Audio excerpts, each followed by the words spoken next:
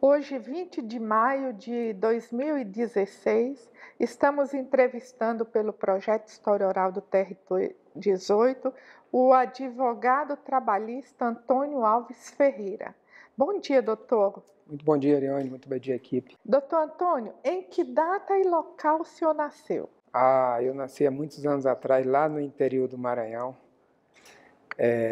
em 1957. Vim para Goiânia em 1973, passar uma semana e estou aqui até hoje. Qual a origem da sua família? Seus pais são oriundos de qual estado? Meus pais são todos do Maranhão. Aliás, minha mãe é do Piauí, meu pai é do Maranhão. Mas a família foi toda constituída em Imperatriz, no Maranhão. Seus pais faziam quais atividades? Meu pai mexia com lavoura, né? Antigamente, hoje ser fazendeiro é ser chique. Antigamente falava que pessoa que trabalhava na roça não era chique, mas eu sempre tive muito orgulho disso. Minha mãe era do lar e meu pai, nós tínhamos uma pequena propriedade rural em que tirava a nossa mantença de lá. Doutor Antônio, quando criança, adolescente, qual profissão o senhor aspirava a exercer ao tornar-se adulto? Eu sempre quis ser advogado. E eu tenho uma historinha para contar a respeito disso. A minha irmã mais velha, eu sou o 6º filho de uma família de 7. Tem 5 irmãs mulheres antes de mim, depois nasceu eu. Como homem, 8 anos depois nasceu meu irmão. E a minha irmã mais velha foi trabalhar como secretária de uma advogada imperatriz, chamava Dr. Braulino. Uma pessoa, a gente não pode falar que é negro, que às vezes processa a gente, né? Era um afrodescendente, como a maioria das pessoas do Maranhão, tinha mais ou menos 1,60 m de altura, mas de uma bravura incomum. E naquela época tinha a repressão, o que eles chamam hoje de ditadura, estava no auge. E houve um caso de uns policiais que mataram uma pessoa e esse advogado foi trabalhar como assistente de acusação. E no interior, como é sabido naquela época, os fóruns trabalhavam de porta aberta, janela baixa e tal. E eu, como criança, passando ali, fiquei olhando da janela, que eu morria de medo de polícia. Para mim, aquilo lá, o que eu vi naquela época, eu morria de medo de polícia. Aí eu vi esse doutor Braulino, no exercício da sua profissão, com a braveza, defendendo como assistente de acusação, mas assim, numa braveza incomum. E eu saí dali, eu devia ter mais ou menos uns 8, 9 anos de idade. Eu falei, gente, esse advogado, quando sair daqui, vão matá-lo. Não é possível, no auge da ditadura, ele chegar e falar isso dos policiais e tal. Aí eu cheguei em casa, esperei minha irmã chegar para o almoço, eu falei, escuta, o que aquele rapaz faz mesmo? Eu falei, advogado. Eu falei, você é advogado. Certo? Você é advogado daí, então sempre quis ser advogado. Daí nasceu a minha vontade de ser advogado. Trabalhista veio tempos depois que eu formei, mas já na faculdade eu queria ser advogado trabalhista. Doutor Antônio, o senhor exerceu algum trabalho quando era adolescente? Criança, adolescente? Sim. Não criança, né? Porque, na verdade, criança só brinca, só diverte, né? Mas já quando eu era adolescente, ainda no Maranhão, porque eu vim para cá eu tinha 17 anos, 16, 17 anos, eu ajudava meu pai em pequenas tarefas, né? Fazia esse tipo de trabalho não muito pesado, nem que atrapalhasse o meu estudo, porque o meu foco sempre foi estudar. Por exemplo, tem uma história que minha mãe conta, muito interessante, que meu pai insistia em me levar para a roça para ajudar nos trabalhos, e como eu era o único filho homem, minha mãe falava assim, não, não vai não. Aí eu falava para ele, não pai, eu não vou. Naquela época não tinha todos os cuidados, as EPIs que tem hoje.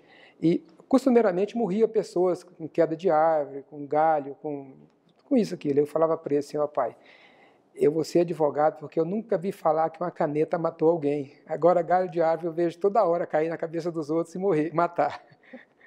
E aí, isso me poupava, às vezes, de ir para a roça, hoje chamando de fazenda, né? Para a roça com ele. Doutor Antônio, o senhor já falou o que te levou a escolher a área jurídica. Agora, por que a trabalhista? Sim. Quando eu estava na faculdade, eu via que existia uma carência de advogado trabalhista.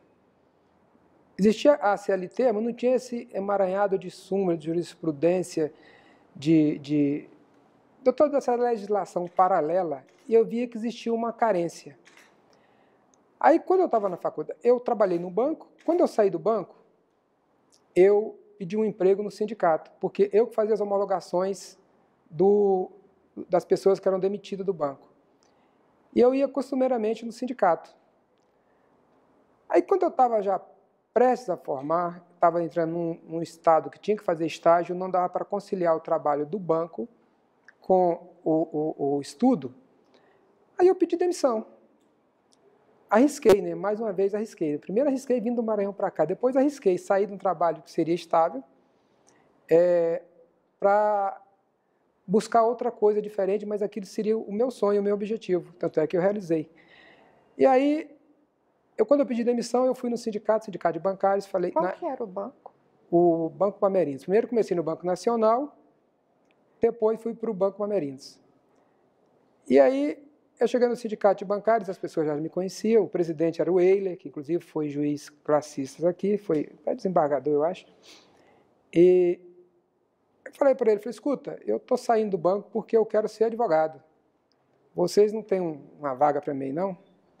Na hora o Eiler saiu, na época o nosso diretor jurídico era o Guimarães, chegou lá e falou para ele, falou assim, você acha que esse rapaz tem futuro? Aí ele falou assim, eu acho que tem. Eu falei, então está contratado. Daí eu comecei, lá no Sindicato de Bancários, 1978, 79, por aí assim, já fazendo estágio. Antigamente, a Justiça do Trabalho, ela não era muito reconhecida. E como o senhor se sentiu nesse desafio de iniciar suas atividades numa justiça pouco conhecida e que, ao mesmo tempo, nem reconhecimento tinha? Ah, mas é que eu sou feito de desafios, né? O primeiro grande desafio meu foi sair do Maranhão sem ter nenhum porto seguro para ficar em Goiás e vim arriscar terminar o segundo grau e entrar numa faculdade. Foi o primeiro grande desafio. Como dificuldade que todos têm, morando em quarto, morando, a princípio, com pessoas diversas. Então, esse foi o primeiro grande desafio. O segundo grande desafio, eu notei que na Justiça do Trabalho existiam poucos advogados, pouquíssimas pessoas, porque não tinha aquele interesse do advogado ser advogado trabalhista. Aliás, o advogado trabalhista, assim como o juiz trabalhista, parece que naquela época não fazia parte do judiciário. Era uma justiça à parte. Então, naquela época eu lembro que existia o doutor Vitor Gonçalves, o doutor Silvio Teixeira, o doutor Luiz, o doutor Dailton. Inclusive, eu dividi o escritório e comecei lá com o Dailton, o Luiz, o Silvio trabalhava na Avenida Goiás, não estava conosco. Tempos depois veio a doutora Adelaide, que trabalhava, começou lá com o Dailton no escritório dele, veio para o sindicato também. E aí eu vi que aquilo ali era uma coisa diferente. E eu procurei saber por que os advogados não gostavam daquilo ali. Aí, muito simples, que o advogado, quando escolhe a área de humanos, é porque não gosta de fazer conta. E a Justiça do Trabalho precisava fazer conta. Quando você fazia um cálculo de hora extra, você tinha que pegar o valor, dividir pelo o indexador 220 ou 180, no caso do bancário e tal, e tal. Tinha que fazer aquela conta e trazer ela pronta na petição inicial. Não existiam esses pedidos ilíquidos que existem hoje em determinado tipo de processo. Então, o que foi determinado pelo tribunal para fazer pedido líquido recentemente, isso nós já fazíamos lá.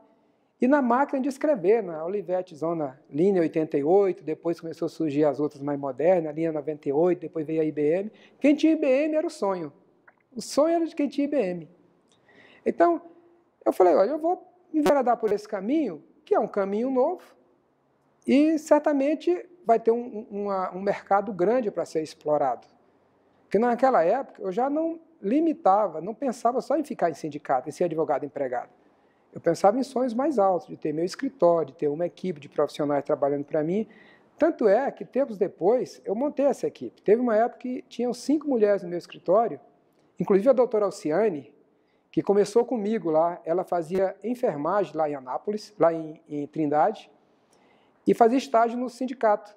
Um dia eu cheguei e brinquei para ela, falei, larga esse negócio de enfermagem, você vai mexer com doente, com isso, aquilo, vai fazer direito. Ela falou, não, doutor, mas eu não dou conta de pagar a faculdade. Eu falei, se você passar na faculdade, eu pago essa faculdade e levo para o escritório. Ela passou no vestibular e eu paguei a faculdade dela inteira, formou, continuou comigo, depois fez concurso nos tribunais mais difíceis, que era a terceira região, passou e hoje está aí um dos melhores juízes desse tribunal. Doutor Antônio, é verdade que antigamente a Justiça do Trabalho era conhecida como Justicinha? Ah, sim, claro. Aliás, tem até uns fatos interessantes. Quando eu comecei, logo depois, o doutor Platão veio da terceira região como juiz substituto para Anápolis. Aí depois veio para Goiânia. E deve ter sido uma das primeiras amizades que ele construiu aqui em Goiás e até que permanece até hoje, somos compadres e tal. E nós costumávamos sair para os botecos da vida aí, e eu falava assim, olha, esse aqui é meu amigo, é juiz. A pessoa fala, juiz de quê? Juiz do trabalho. Ah, não, achei que era juiz de verdade. Então, nós éramos uma classe assim, alheio do judiciário. As pessoas não davam valor para a justiça do trabalho que dava para a justiça comum. Então, para eles, o juiz comum era o juiz de verdade. E o juiz do trabalho era um administrativo qualquer.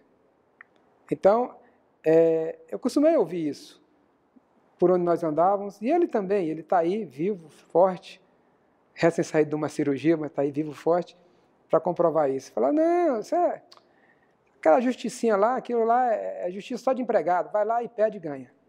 Era isso que era. Ninguém imaginava que viraria tudo isso que virou hoje, a justiça mais acreditada e até tempos atrás a mais célere, a mais eficaz. Aliás, eu devo dizer que até a emenda constitucional 45, essa era a justiça mais célere em todos os âmbitos, federal, estadual, eleitoral, mais célere. Aí com a emenda constitucional 45, que remeteu para o judiciário trabalhista as questões inerentes a dano moral, aí lotou a justiça do trabalho de maneira que ficou muito difícil o juiz trabalhar com o volume de processos que vieram. E para completar, ainda vem agora recentemente o legislativo cortando verba da justiça do trabalho, nós estamos nessa penúria que estamos aqui hoje. Doutor Antônio, o presidente Getúlio Vargas referiu-se à CLT como sendo a carta de emancipação econômica do trabalhador brasileiro. Hoje, mais de 70 anos após a consolidação das leis trabalhistas no Brasil, grande parte dos trabalhadores brasileiros ainda não possui seus direitos garantidos. Como o senhor se posiciona diante dessa afirmativa? Eu ouso discordar em parte desta assertiva, porque, na verdade, antigamente era pior. Né? É aquele negócio, ruim com ele, pior sem ele. Nós vivíamos uma situação sem nenhum regramento, sem nenhuma regulamentação. Com o crescimento da Justiça do Trabalho, do Ministério Público do Trabalho, começou a ser cobrado, a ser fiscalizado mais a relação entre o capital e o trabalho. É lógico que existiu antigamente, em maior proporção, essa questão da falta de assinatura da CTPS, da não regulamentação da jornada de trabalho. Nós tínhamos pouquíssimos sindicatos para defender os interesses do empregado. Então, hoje, a situação está bem melhor do que há 70 anos atrás. Eu acho que o Getúlio Vargas, apesar das pessoas informarem que foi um ditador, foi isso, aquilo, ele se preocupou com o trabalhador. Até hoje, apesar da CLT ser uma coxa de retalho, emendada por entendimentos jurisprudenciais, por súmulas, por OJs, mas ela ainda é a espinha dorsal do trabalhador, do contrato de trabalho.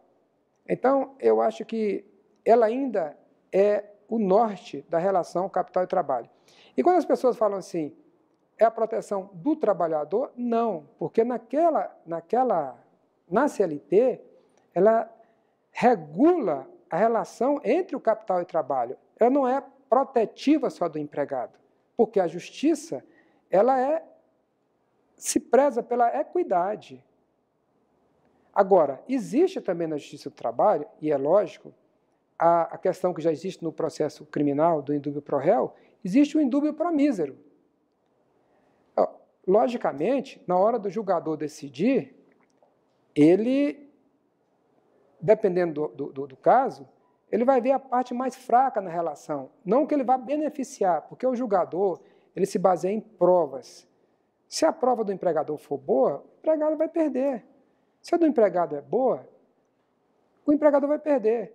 Mas se há um conflito de provas, se o julgador está em conflito com a prova que foi produzida, aí sim, aplica-se o indúbio pro misero. É isso que as pessoas às vezes não entendem e falam que a justiça do trabalho é a justiça do empregado. Eu costumo ouvir isso e rebato com veemência. Aliás, tem duas coisas que eu sempre rebati com veemência nesses anos todos que eu estou aqui na Justiça do Trabalho e praticamente só na Justiça do Trabalho. A Justiça do Trabalho é a justiça mais séria, estrito senso, em todos os aspectos. Nesses anos todos, nunca um oficial de justiça foi no meu escritório pedir um dinheiro para cumprir um mandato. Nunca. Coisa que é costumeiro na Justiça Comum. Na Justiça Comum ele já chega lá e fala assim, doutor, eu vim buscar o meu CPF. É custa por fora. Na Justiça do Trabalho, nunca. Eu nunca vi falar num caso do juiz, principalmente da nossa jurisdição, que, usando um termo bem chulo, colocou o pé na jaca e levou dinheiro de alguém. Nunca. Coisa que é quase que comum em outros judiciários, de outra justiça por aí. Então, é uma justiça séria por natureza, muito séria, e isso me agrada muito mesmo. Essa semana, inclusive, tem um fato, eu não vou dar nomes, de um cliente meu me ligou, que ele chegou atrasado na audiência, levou uma confissão de decorrência da revelia, e eu falei para ele, sinto muito. Podíamos atravessar um atestado? Eu falei, eu não faço isso.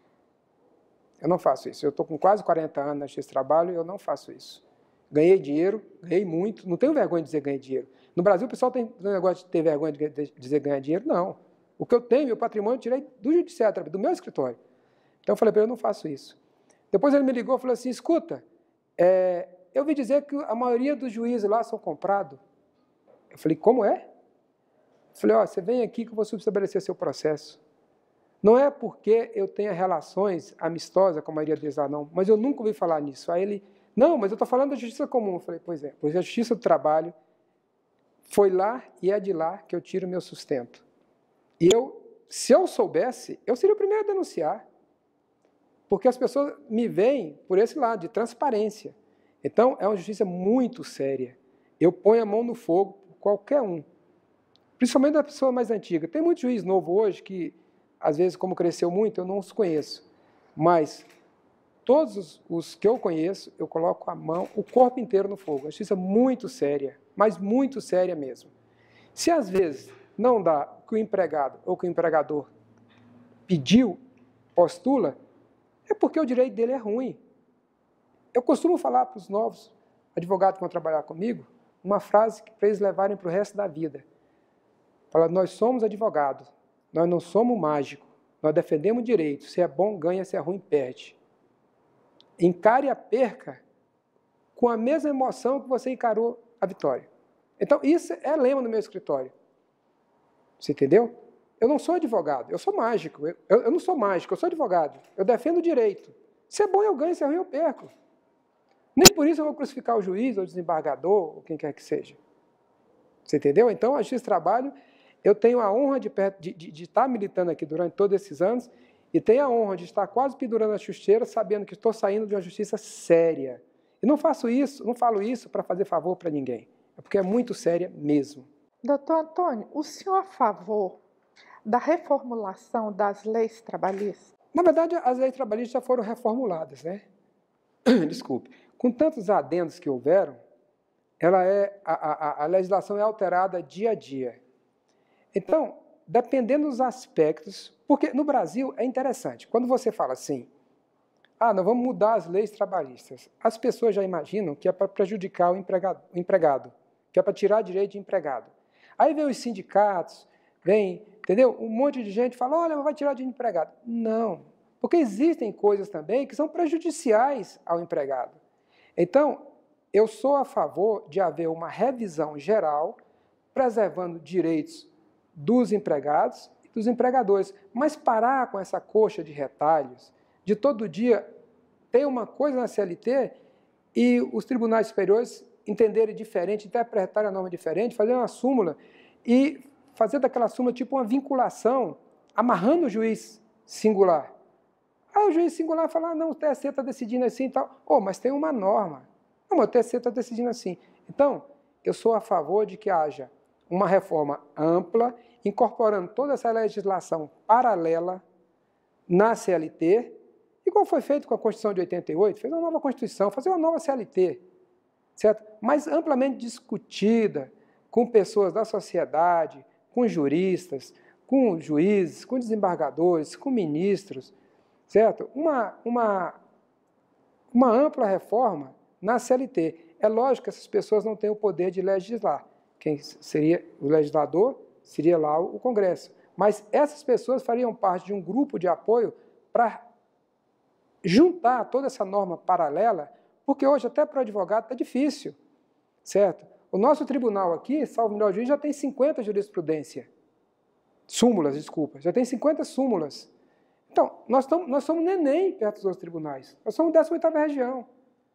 Então, de repente, você vai fazer uma ação ou defendê-la, você tem que correr na súmula daqui, do TST, dos tribunais para trás e para frente. Então, eu sou a favor de uma mudança, mas que incorpore numa norma só, todas essas normas, sem que haja prejuízo de verdade, não é aquele prejuízinho, falar, olha, eu trabalhava 9 horas, agora o patrão mandou trabalhar 8 sem pagar a 9ª hora. Não, vamos sentar, vamos negociar, vamos ver, porque inclusive hoje, atualmente, como se falou, essa gravação é dia 20 de maio de 2016, o país vive uma crise sem precedente que tem que sentar e negociar. Eu costumo falar, como eu também, além de advogado, eu tenho umas pequenas propriedades rurais aí, eu falo assim, para os meus amigos juízes, embargadores, eu falo, você tem que ter muita preocupação e não acabar com a vaca, senão se matarem o boi, o carrapato morre junto. Vocês têm que fazer a coisa de uma maneira que, isso, novamente, trazendo o ditado nosso da roça, que nem a onça morra de sede, nem o veado morra de fome, e os dois tomam água no mesmo local. Então, é isso que tem que ser feito na reforma trabalhista. Fazer uma coisa que seja igualitária, que os direitos sejam iguais e respeitados. Isso é o que eu penso. Doutor Antônio, o senhor é um dos advogados pioneiros da Justiça do Trabalho. No início, a Justiça do Trabalho em Goiás era jurisdicionada à 3ª região, Minas Gerais. Quais as maiores dificuldades enfrentadas pelos advogados que atuavam naquela época? Era muito. Eu mesmo enfrentei muitas. Eu lembro que o primeiro dissídio coletivo que eu fiz, e era uma coisa muito nova para mim, várias cláusulas, cláusula econômica, cláusulas sociais. Imagina um moleque ter a responsabilidade de fazer um dissídio coletivo de bancário, que na época nós éramos, salvo melhor juízo, Minas, Goiás, não existia Tocantins, nós íamos até lá embaixo. Então, aí me deram essa incumbência e eu passei noites e noites sem dormir, redigindo essas cláusulas e levava lá para o meu chefe, e aí nossa database era 31 de agosto e eu, não era só a database, era a distância que tinha que protocolar lá em Belo Horizonte. Eu lembro que um mês antes eu estava com um dissídio pronto e cheguei para o meu chefe, que era o ele, falei, ele, e agora? Não, agora você espera o último dia porque pode haver novas ocorrências que tem que incorporar aqui. Aquele mês foi o mês mais sofrido da minha vida, que aí eu saí daqui de Goiânia, um dia antes, peguei o Expresso Gontijo para Belo Horizonte, viajei a noite inteira, no outro dia eu estava lá em Belo Horizonte para protocolar esse dissídio. Então, fora isso, tinha muita dificuldade das sustentações orais, os recursos ordinários você protocolava, muitas vezes não tinha condições econômicas, o sindicato não tinha essa condição de mandar você para lá para fazer a sustentação oral. Então, era muito difícil. Mas, anterior a isso, era mais difícil ainda, porque como só existia a primeira Junta de Conciliação e Julgamento de Goiânia, e eu costumava ter ações no interior também, onde o juiz comum assumia a jurisdição do juiz do trabalho, aí é que era difícil, chegava lá, o juiz comum não entendia nada. Inúmeras vezes eu ouvi de juiz comum falar assim, doutor, faz esse trem aí que eu não estou entendendo nada, certo? Aí, veja só a nossa dificuldade, para pegar uma sentença de um juiz comum, que não sabia exatamente nada de justiça do trabalho, e desconfio que até hoje não sabem, era uma dificuldade enorme.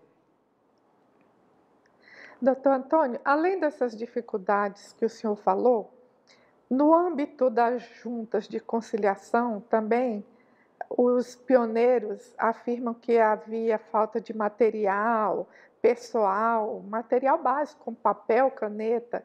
O senhor já participou de alguma coleta, de alguma doação de papéis para... Não, de coleta não, mas esse fato realmente é inusitado, porque, principalmente quando nós saímos ali da Praça Cívica, fomos lá para a Rua 20, ali no fundo da Faculdade de Direito, lá não tinha sala. Tem o corredor onde é o estacionamento, eu acho que o prédio está em pé até hoje. Lá no fundo tem uma área, e tinha, pode perguntar para os mais velhos, tinha uma espécie de uma tenda, que as pessoas ficavam lá, certo? E naquela época era a famosa máquina de escrever, ASDFG, cedilha, LK, JH, QWRT, entendeu? Aliás, hoje as pessoas nem sabem mais o que é isso, digita tudo com os 2 dedinhos, né? Naquela época, se você não soubesse, não tivesse o curso de datilografia, você não era advogado. Aliás, é igual hoje, se você não tiver um curso de informática, você não consegue advogado também. Você veja a evolução. Saímos lá do ASDFG, cedilha de KJH, KWRT, para o PJE, certo?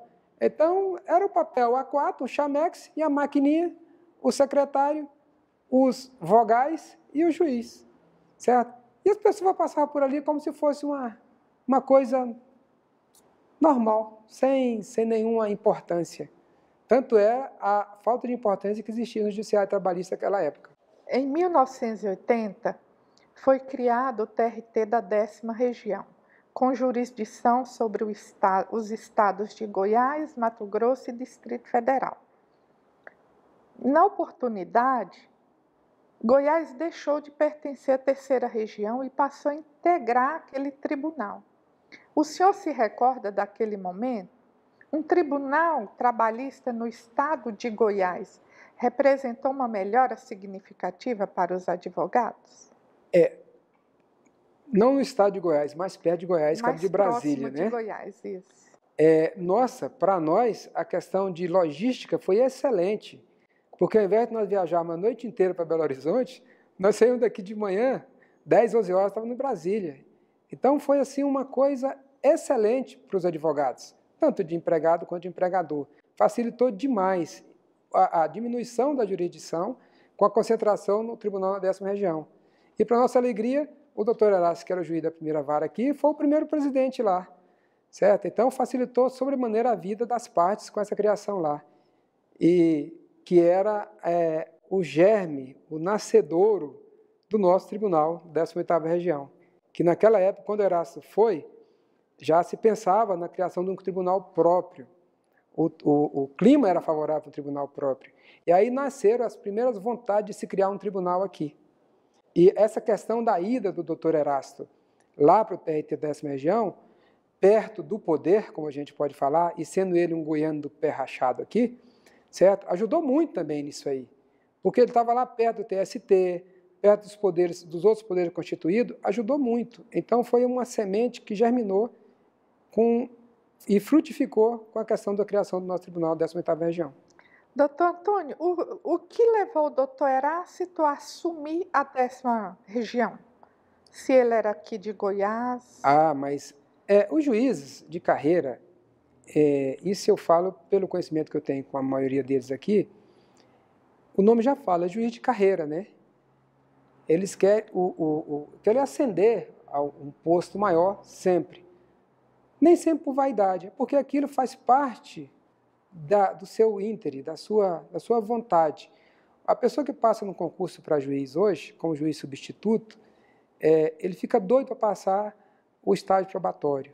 Depois fica doido para deixar de ser juiz substituto, assumir uma vara própria. Depois fica doido para vir para o tribunal. Depois fica doido para... Então, isso é normal. E eu acho que com o doutor Herácio não foi diferente. O doutor Herácio sempre foi uma grande pessoa, um grande defensor dos interesses de Goiás, certo? Às vezes foi até, em certas ocasiões, incompreendido por alguns advogados, porque ele era muito sincero, certo? Recentemente passou por Oriente Eterno, mas era uma pessoa muito sincera, muito transparente e muito honesta também, tanto é que morreu pobre, certo? Morava em Anápolis, tem os filhos que moram aqui e tal, mas é uma pessoa muito sincera. E eu acredito que ele foi já nessa intenção de estar perto dos poderes constituídos e começar a plantar essa semente para a criação do nosso tribunal aqui. Porque naquela época tinha lá, como juiz lá, a doutora Heloísa Pinto Marques, outros que não me recordo agora, e ele foi seguindo a sua carreira, o seu desiderato. Seguindo a previsão constitucional, foi instalado o TRT da 18ª Região. E o estado de Goiás se viu desmembrado da 10ª Região em novembro de 1990. Doutor Antônio, o senhor se recorda quando começou a ventilar essa ideia? Lembra-se dos personagens principais? O senhor participou dessa luta? Muito. Da muito, criação da 18ª? Muito. Tanto eu quanto o sindicato que eu advogava. Na época, nós tínhamos um juiz aqui, doutor Enio Galassa Lima, que participou efetivamente. Nós tínhamos alguns vogais, alguns classistas, salvo melhor juiz, Evaristo, não é esse Evaristo que é da FEComércio hoje, o Evaristo era um moreninho, que era de um sindicato aí. Nós tínhamos o próprio Josias, então teve um grupo muito grande que lutou por isso aí. Logicamente, já se passaram muitos anos, eu vou esquecendo o nome de alguns, mas que participaram disso aí de forma muito efetiva, certo? Para trazer o tribunal para cá. Fora os juízes, que todos se empenharam, o próprio doutor Erasto. Foi não pode falar que foi uma luta, mas foi uma busca muito intensa até que fosse implementada a 18ª Região. Aliás, tem uma coisa interessante que deve ser dita, que nós já éramos para ser a 16ª. Só que, na época, o presidente da República era o José de Ribamar Sarney. E aí ele, quando era para criar o tribunal, ele criou a 16ª no Maranhão e nos deixou acéfalo, e só depois nós viemos para a 18ª. Mas foi um grupo não grande de pessoas, porque alguns até não acreditavam nisso, certo? Mas o doutor Enio foi um dos idealizadores disso aí, e um grupo enorme de outros juízes, de pessoas realmente interessadas nisso aqui. E os políticos do Estado também se manifestaram a favor?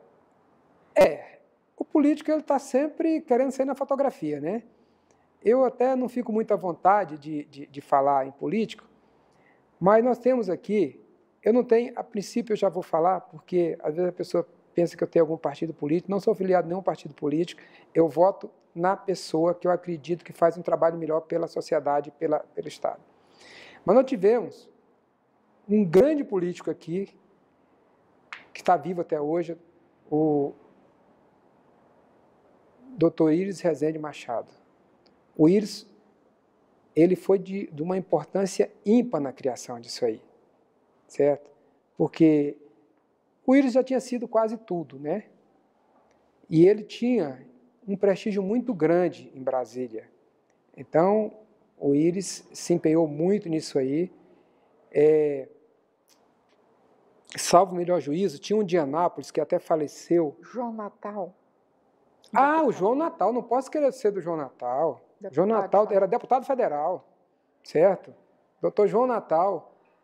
Mas tinha um de Anápolis, Onofre Quinan. Isso, certo? Mas o João Natal também foi ímpar nisso aí. Aliás, o PMDB em peso, porque aproveitou que o presidente da República era do partido, certo? E o PMDB em peso, me perdoe os políticos da época, que eu, como eu não sou muito ligado à política, eu não tenho essa ligação mais próxima de política, eu, na época da eleição, eu escolho aquele que eu acho que é melhor e voto. Mas eu sei que o João Natal, então, foi muito importante nisso aí. Ele, o Íris, o pessoal do PMDB inteiro.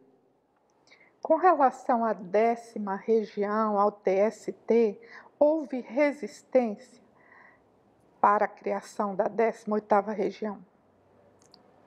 Olha, vou te falar uma coisa, o TST, ele sempre olha assim, né?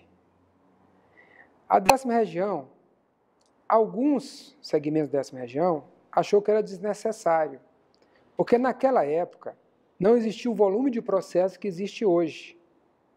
Então, eram muito poucos, então não justificava criar um tribunal aqui tão próximo de Brasília.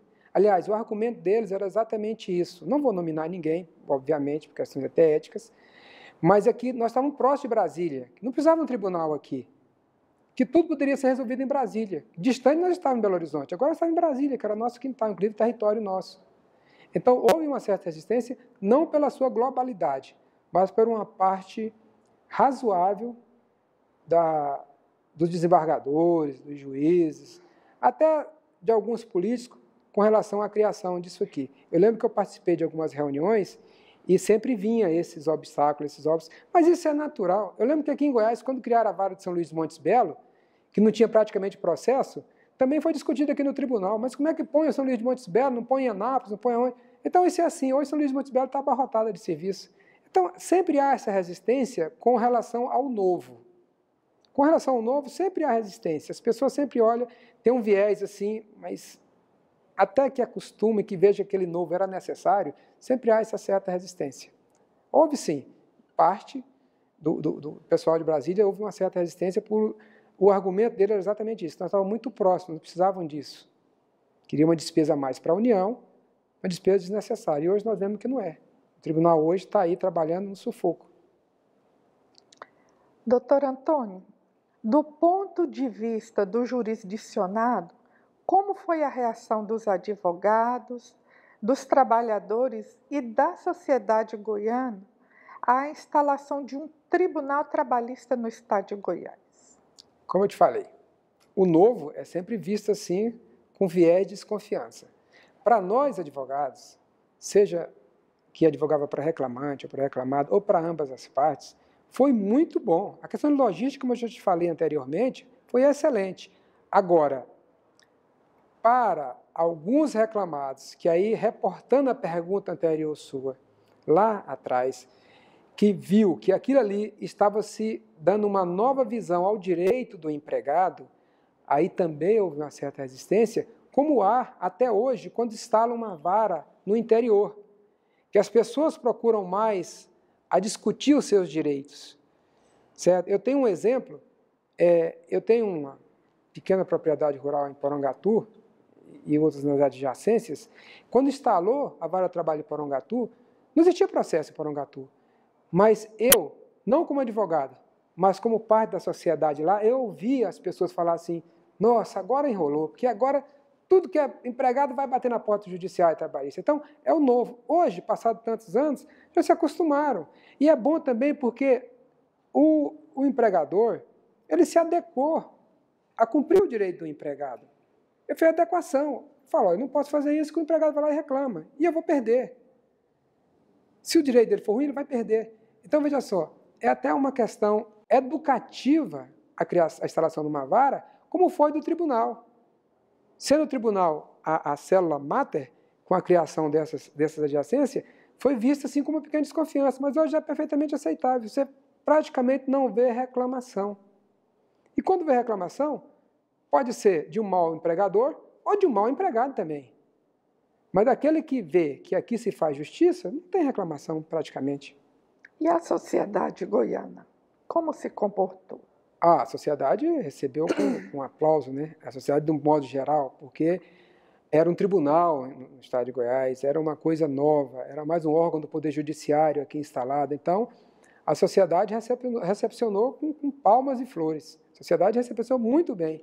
Doutor Antônio, como um advogado pioneiro, o senhor se recorda em quais sedes a Justiça Trabalhista funcionou aqui em Goiás? Ela começou ali na Praça Cívica, naquele prédio onde funciona o Museu Zoroastro Arteaga.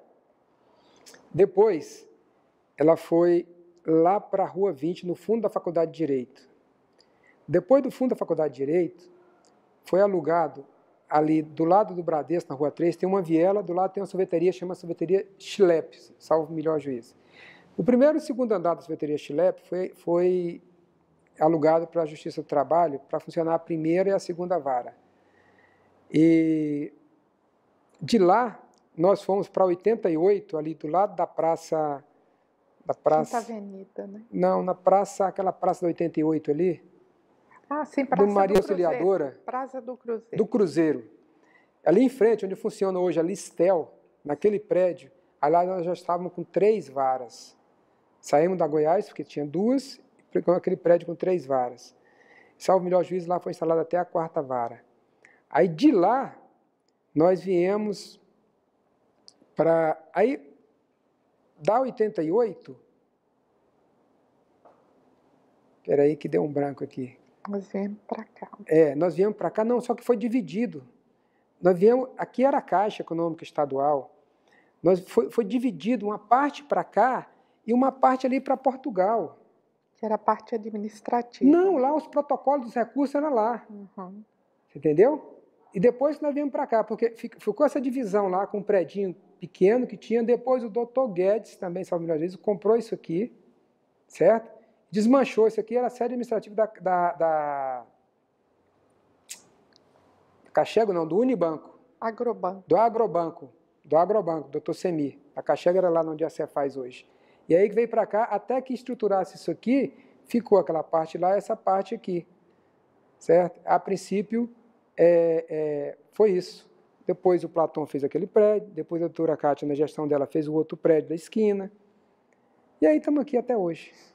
Doutor Antônio, os juízes classistas já não existem mais na Justiça do Trabalho.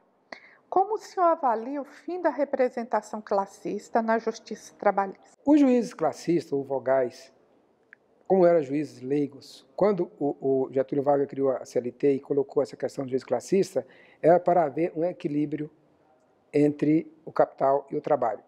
Então, o que acontece? O juiz titular, aquele realmente jurisdicionado, que recebeu a jurisdição do Estado, ele apenas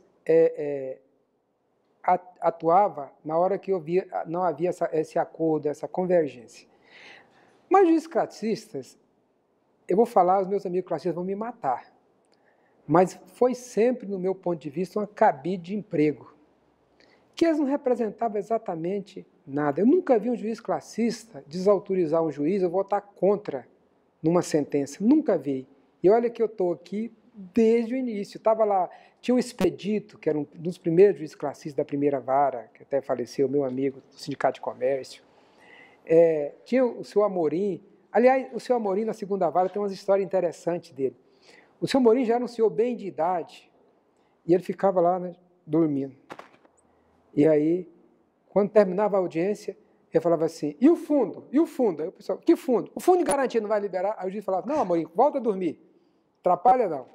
Então, veja só, tanto nas varas quanto nos tribunais, certo? Nos tribunais, não tanto. Nos tribunais vai pessoas preparadas. Mas nas varas, eu sempre vi que era uma forma de melhorar a remuneração, eles vão me matar com isso aqui, de alguns privilegiados. Tanto é que os classistas deviam ser alguém do povo. E era geralmente pessoas do sindicato. Já existia uma convergência para isso. E tanto é que quando se ventilou o fim da representação paritária classista, eu fui um dos que não acreditava. Eu falava, não vai acabar nunca, porque se fosse só contra o empregado, eles acabavam. Se fosse só contra o empregador, acabava. Mas é uma coisa que atinge os dois, que beneficia os dois. Então não vai acabar nunca. Para minha surpresa, acabou. E para o bem também do jurisdicionado acabou. Porque o juiz titular era muito melhor preparado para ver, para tirar essas nuances, para analisar a prova. O juiz classista era plenamente desnecessário. E veja só o que aconteceu. Acabou a representação paritária, eles foram lá nos sindicatos e criaram um juiz classista, entre aspas, para fazer acordo lá. Então, uma excrescência isso. Tirou do judiciário esse poder de transigir, porque se você olhar na CLT, a CLT impõe ao juiz titular a obrigatoriedade dele tentar persuadir as partes a fazer acordo. É da lei isso, certo? Agora, você chega lá no sindicato, eles não só impõem, como eles determinam que seja feito. E, para minha surpresa, eu fiquei sabendo recentemente que algum sindicato cobra por isso. Esquece que a Lei 5.584 determina que eles dêem essa assistência gratuita. Mas, em que pese eu ter alguns amigos que foram classistas, me perdoem, mas eles sabem que eu penso isso. Eu sempre falei isso para eles. Doutor Antônio, o senhor poderia falar como que era a composição da mesa? Quem ficava de qual lado? Você poderia deixar isso explicado para Assim, a gente? O local era o mesmo que tem hoje. A posição das mesas, a mesa do juiz um pouco mais alta, não para mostrar que ele tem mais poder, mas é porque ele é o dirigente da audiência. Ele que conduz a audiência. Ele tem que dar um olhar, como diz o nome dele, magistral. Não é de magistrado de superpoder, magistral. Aquele olhar de quem está examinando, do pai examinando o filho, está fazendo a coisa certa, está fazendo a coisa errada, para daí ele tirar o seu veredicto. A mesa já tinha um patamar superior, as cadeiras do lado, hoje onde senta o advogado e a parte, antes do advogado e próximo ao juiz, sentava o classista, representante dos empregados, do outro lado sentava o classista, representante dos empregadores, e via de regra não fazia nada. Aliás, existia um classista muito operante aqui. Eu esqueci o nome dele, era um moreno, que não está mais por aqui, deixa eu lembrar o nome dele. Ele pegava o processo antes, saía e tentava um acordo antes. Não sei se era Soares, não. Soares era nosso diretor aqui. Me perdoe ele, que eu não vou lembrar o nome dele. Mas esse era. Pode ser que tenha havido outros que pegavam os processos lá dentro e, enquanto a audiência realizava no interior da sala, ele ia lá fora tentar a composição com as partes e já levava o acordo pronto. Excelência, está pronto isso aqui. O Expedito fazia isso, Expedito Domingos Bezerra, pai de alguns advogados que advogam aqui hoje. Eu não estou conseguindo lembrar o nome desse outro, que eu lembro com certeza que esses dois, eles pegavam os processos lá dentro, saía no átrio e tentavam a composição. Já chegava para o juiz e doutor, isso aqui está pronto. Certo? Esses aí ajudavam, mas a maioria não ajudava nada. Doutor Antônio, em 1999, Antônio Carlos Magalhães, na época presidente do Senado, articulou o fim da justiça trabalhista. Aquilo fez com que juízes, servidores, procuradores e advogados que militavam na seara trabalhista se unissem em defesa da justiça do trabalho. Fale-nos, por favor, sobre aquele momento. O senhor chegou a temer o fim da justiça do trabalho? Não. Eu não temi porque aquele baiano, ele estava fazendo apenas uma bravata. Aquilo ali foi com uma bravata. Aquela época, ele não conseguiria jamais, porque a Justiça do Trabalho era um rio em curso. Nem com barragem você conseguia parar. Se faz uma barragem, ele passa por cima. A Justiça do Trabalho era impossível, como é hoje, apesar do que vem ocorrendo hoje, com alguns segmentos, tirando dinheiro da Justiça do Trabalho, tirando parte do orçamento. Mas eu fiz parte dessa coluna que defendeu a manutenção da Justiça do Trabalho. Mas eu nunca acreditei nisso. Eu conversava com meus amigos, com os juízes, com os advogados, com a sociedade em geral, não acreditei nisso. Eu sempre levei isso como uma bravata. E quando alguns mais preocupados, alguns juízes, falavam, e aí, Antônio, você acha que vai acabar? Eu falei, não, esquece. Isso é igual parar um rio, uma corredeira, não vai parar. Aquilo ali é uma bravata. Hoje, não. Hoje a Justiça do Trabalho está incomodando muita gente. Hoje eu temo mais do que outrora. O meu temor hoje é maior. Certo? Por quê? A propósito, eu recebi esta semana um discurso do ministro da Saúde, que é ex-deputado federal, falando exatamente isso, que a Justiça do Trabalho tem que acabar por isso. Quer dizer, as razões dele, depois eu fiquei sabendo através dos jornais, que ele foi um mau patrão e a Justiça de Trabalho agiu tentando corrigir o desvio de conduta dele e ele se sentiu ofendido. Então, hoje eu tenho mais receio. Por quê? Já cortaram parte do orçamento. Nós hoje já estamos funcionando assim precariamente. Fechamos aqui 4 horas da tarde. Esse dia eu fiz uma audiência que começou 11 horas, terminou 7 horas da noite. 4 horas desligaram o ar-condicionado. Por economia. Eu tenho dó hoje, não dó estrito senso, do atual presidente, doutor Aldon, que pegou esse mandato dele, só teve problemas, coitado. É corte no orçamento, é incêndio no tribunal, é uma coisa que realmente se eu fosse bem mais próximo dele, eu ia falar, olha, você vai se benzer, toma um banho de arruda, entendeu? Porque, certo, como é que você convive? E hoje, com o que está acontecendo com o Aldon, eu entendo o que o Maldonado falou lá atrás, que não ia assumir a presidência do tribunal porque ele não era administrador, ele era juiz. O doutor Aldon é juiz, ele administração para juiz é difícil conviver com isso, certo? Mesmo que você esteja afastado da bancada, não esteja julgando, mas é difícil, porque o juiz, ele não está acostumado com essas nuances. Se fosse um administrador comum, isso aqui, tá bom, pegou fogo, vamos cobrar da empresa, cobrar de quem tem direito. Cortou o orçamento, vamos ver como é que faz e tal. Então, hoje eu entendo porque o doutor Maldonado não quis ser o primeiro presidente desse tribunal. E a justificativa dele está cristalizada hoje. Ele não era administrador, ele era juiz. O doutor Aldon não é administrador, ele é juiz e bom desembargador, aliás. Doutor Antônio, como se analisa a relação da Justiça do Trabalho hoje com os advogados? Existe algum obstáculo? Não, eu acho que hoje sempre existiu uma relação de respeito. Eu, por exemplo, como eu sou um dos advogados mais velhos, às vezes eu ouço algumas reclamações, eu falo, mas eu nunca vi isso. Antigamente tinha uma fama de que o juiz de trabalho era juiz sem educação, que tratava a pessoa com...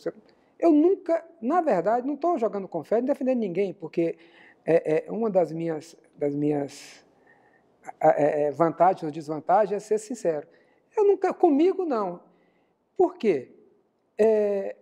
Às vezes o que ocorre? O advogado em si, ele extrapola os limites até da educação, certo? Em toda relação pessoal, você tem que partir de um princípio da educação que você recebeu em casa. Não na escola, a escola te dá cultura, educação mesmo, aquela que seu pai te deu, de chamar o mais velho de senhor, de respeitar a autoridade constituída. Veja só, eu posso não gostar nada do meu governador, do meu presidente da República, mas eu tenho que respeitá-lo enquanto autoridade do meu país. Certo? Então, não é que o advogado vai chegar em manga de camisa e exigir que o juiz faça uma audiência. A audiência é uma coisa solene. É a lei que diz isso, não é o juiz. Então, quando o juiz tenta consertar isso, às vezes é mal visto pelo advogado.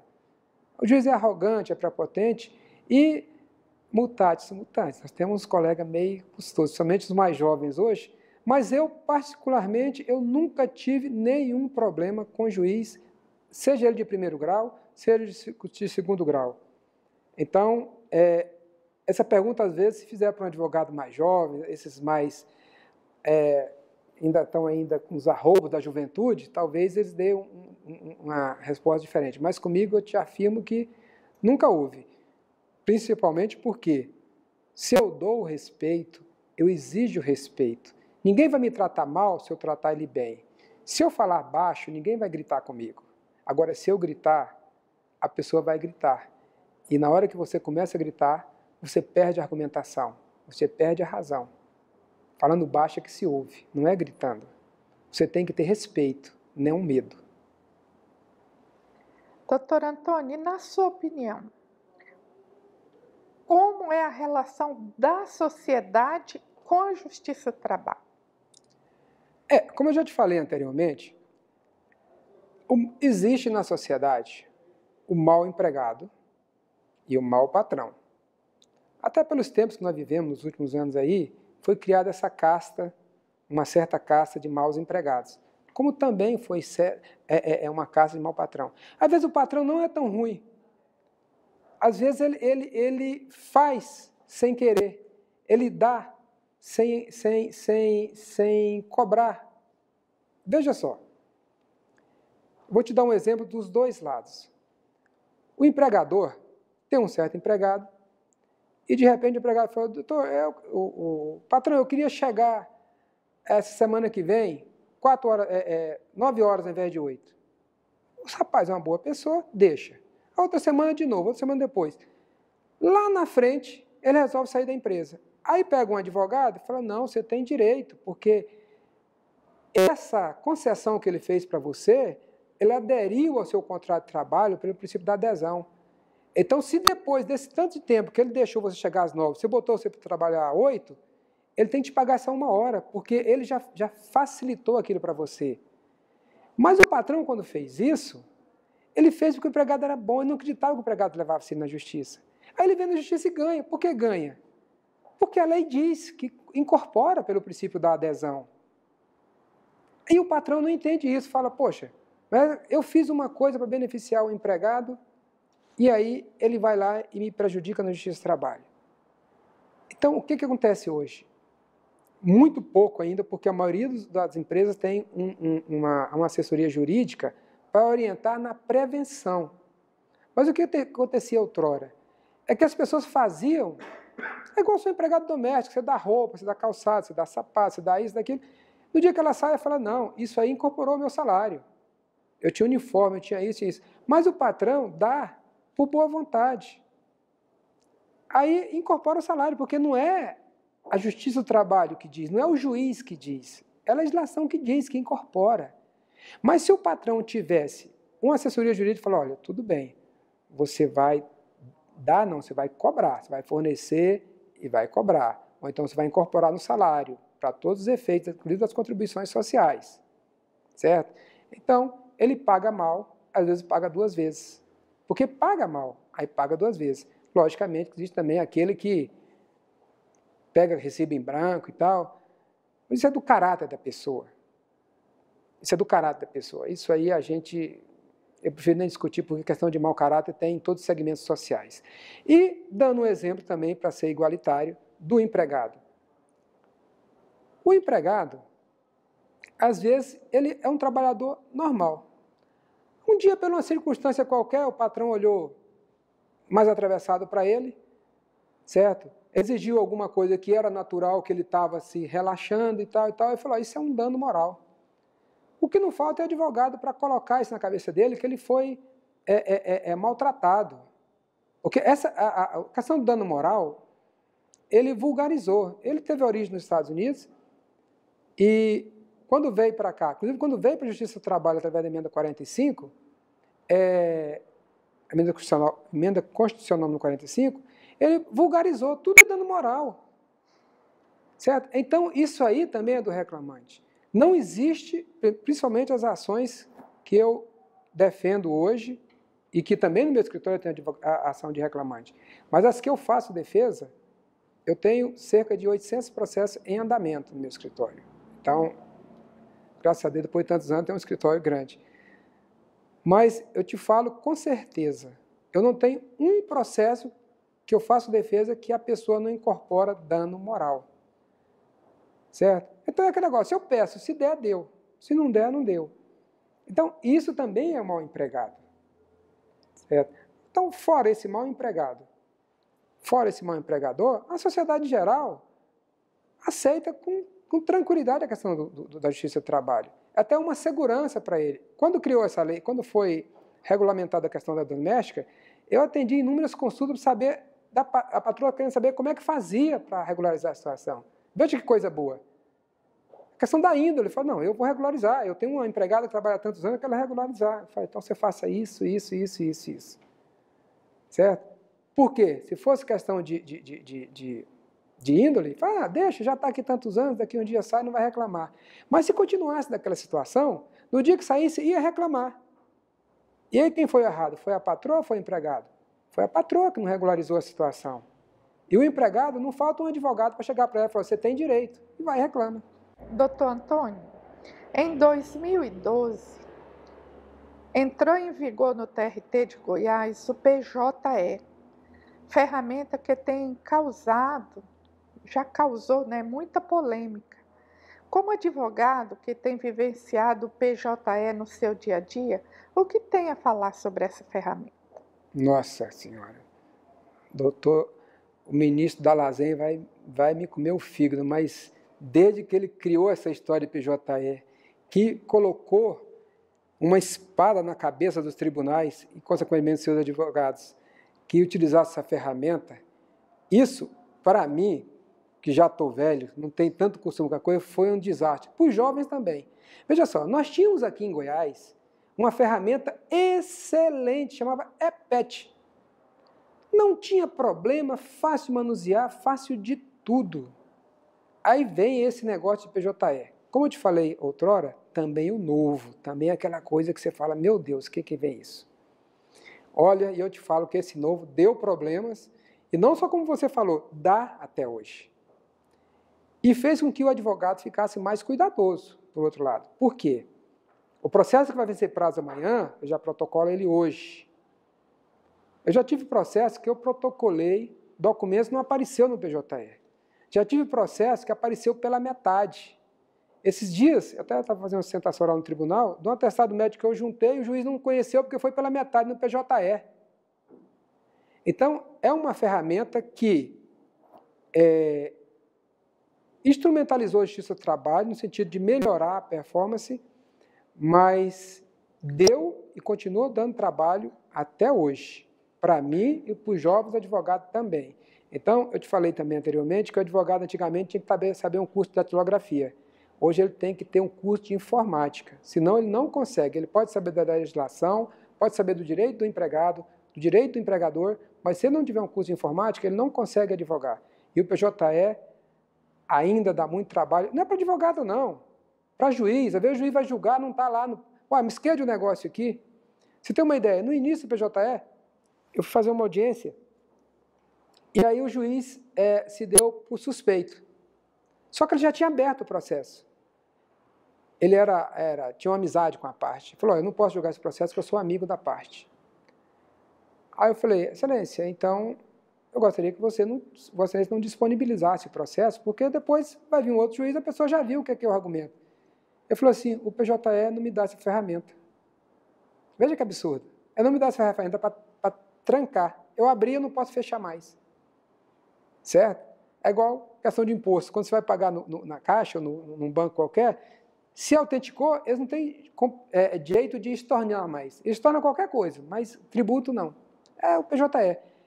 Agora, eu acho que no futuro, principalmente com a assinatura digital, com tudo isso aí, vai ser um instrumento muito bom e mais célere, mas precisa melhorar muito. Aqui nós temos aqui o Humberto, coitado, que sofre com isso aí.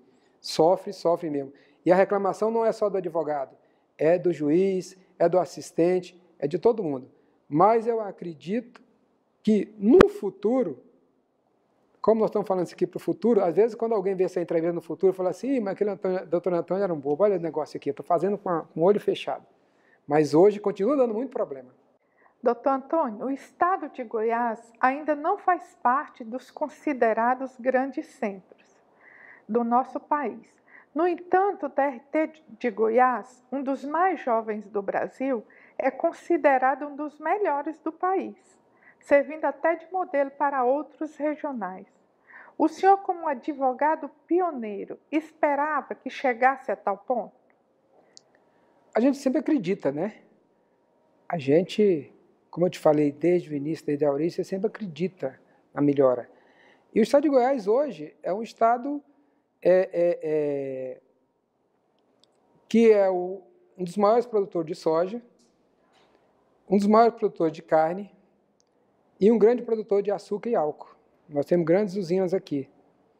Então, logicamente, seria necessário a contemplação do judiciário trabalhista, inclusive nessas regiões.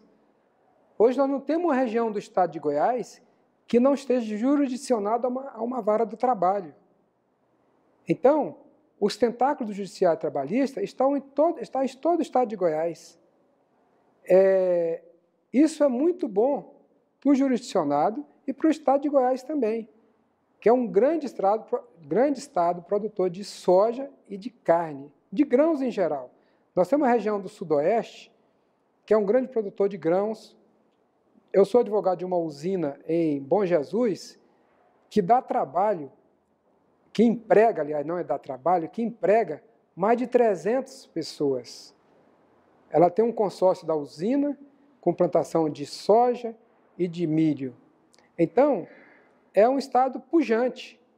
E outra coisa, nós estamos no meio do Brasil, perto da capital. Não sei se isso é bom ou se é ruim, mas o que é bom é que a Justiça do Trabalho opera hoje em cada setor desse estado.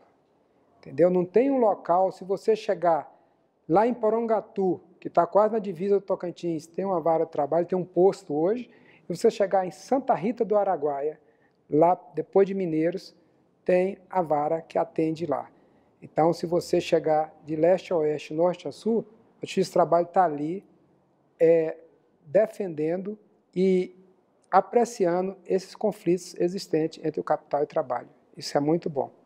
Por isso que ela é, às vezes, mais cobrada, às vezes amada, às vezes odiada. Mas isso é muito bom. Quando o senhor olha para o tribunal, estruturalmente falando, o senhor esperava que chegasse a esse tamanho?